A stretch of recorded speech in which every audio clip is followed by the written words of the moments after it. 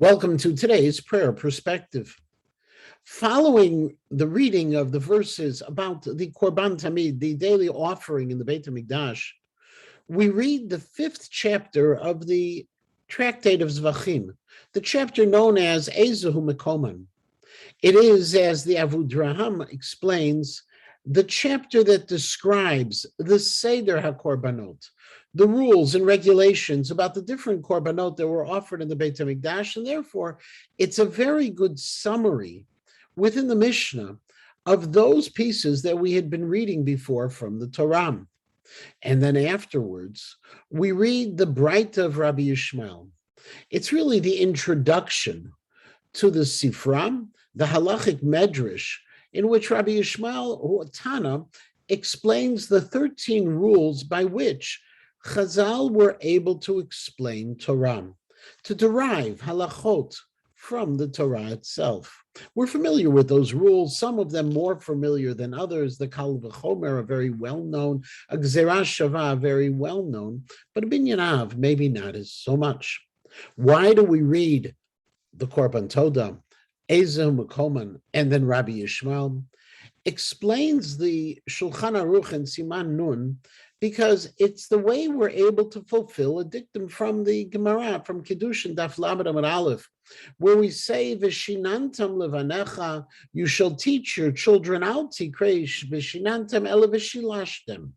Don't read it as v'shinantam to review, to go twice. For example, the word sheni, but rather it's v'shilashtem. Do it 3 times. As the Gemara continues, when a person learns, they're supposed to do shlish b'mikra, 1/3 in Torah, shlish b'mishnah, 1/3 of Mishnah, and 1/3 of their time should be spent shlish b'Talmud.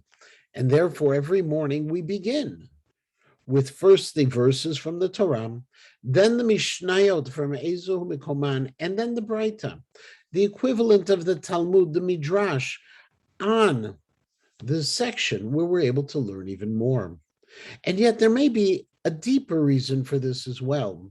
And that is, by learning these 3 things in particular, we're able to understand the connection between Torah Shebichtav, the written Torah, and Torah Shebal Peh, the oral Torah. The written Torah, the psukim, the verses about the Korban Tamid, the oral Torah, the AyzehHu Mekoman, the Mishnah, that gives even more detail.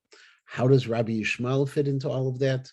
Rabbi Yishmael teaches us the opportunity to learn more, that there's a dynamic nature to the way Chazal approached Torah, that not only did they have what was given to them, but they were able to go a step beyond, understanding even more and more. So our lives are about what was fixed, what was transmitted orally, and what we were able to build upon all of those pieces.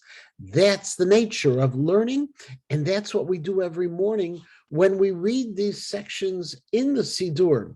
We remember at least those 3 steps, and hopefully we understand them or work at understanding them ever more.